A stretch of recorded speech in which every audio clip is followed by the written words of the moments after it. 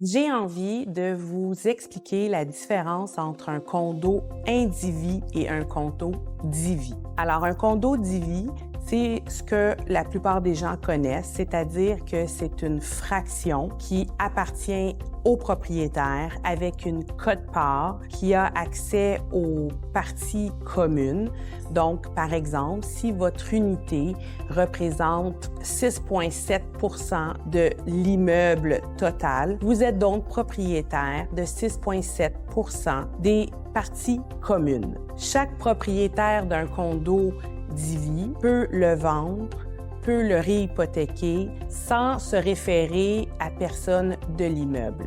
C'est sa propriété et il fait ce qu'il veut avec. Naturellement, il doit suivre les règlements de l'immeuble. Maintenant, quand on parle d'indivis, qu'est-ce que c'est? On voit ça beaucoup plus, je vous dirais, à Montréal. C'est-à-dire que c'est, par exemple, un ancien duplex, triplex, qu'au lieu de le séparer en condos individuels, parce qu'on s'entend qu'il y a des frais rattachés à cela, on a décidé que l'immeuble n'est pas divisé distinctement entre les propriétaires, mais plutôt est un tout. Donc, nous sommes propriétaires de l'immeuble à un pourcentage.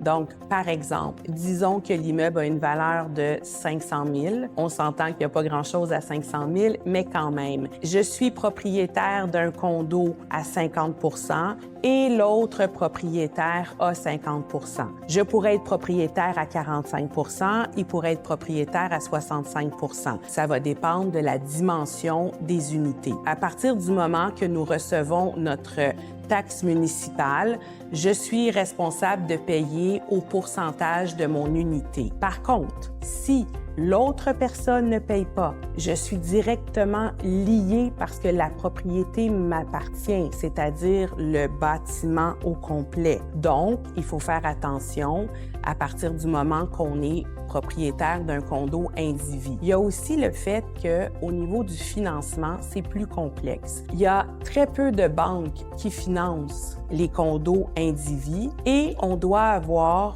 tous les propriétaires à la même institution, ce qui peut des fois engendrer des problématiques. De plus, on doit absolument mettre une mise de fonds minimum de 20 Dernier point qui est un peu différent du condo divis, c'est qu'au niveau de l'indivis, il n'y a pas à proprement parler un syndicat de copropriété. C'est une convention qui est établie au départ et qui détermine ce qui se passe au niveau de la gestion. Est-ce qu'un est préférable que l'autre? Pas nécessairement.